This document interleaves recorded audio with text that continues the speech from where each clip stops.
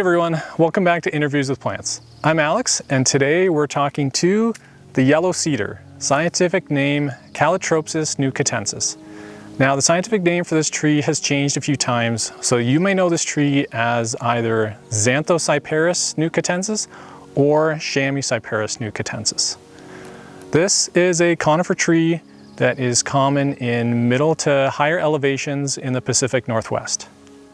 It can grow up to 50 meters tall, but often only achieves heights of 20 to 40 meters due to the harsh weather and growing conditions at the high elevations where this tree is found. Let's start by looking at the foliage. Something to look for right away is the branches and leaves having a very droopy appearance, like they are hanging down almost vertically. The leaves of the yellow cedar are scale-like and are very similar in appearance to the foliage of Western red cedar, though yellow cedar foliage tends to be a bit more bluish-green.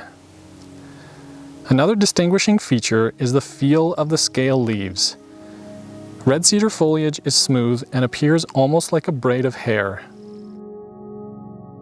But the tips of the yellow cedar leaves spread out and are sharply pointed, so they will feel prickly, especially if you brush the leaves with your hand from the tip back toward the branch.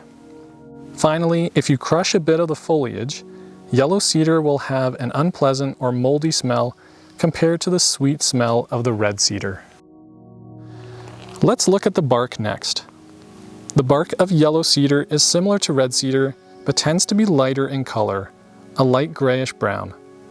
Like red cedar, the yellow cedar often has a fluted base or buttress shape where the trunk flares out as it enters the ground.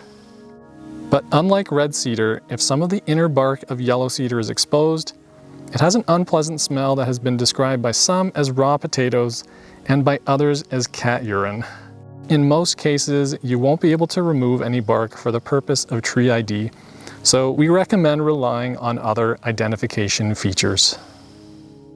If you are able to observe seed cones, they will start out looking like little green berries with a whitish coating and a size smaller than 1 centimeter. As they mature, they will turn brown in color and will open up with several woody scales.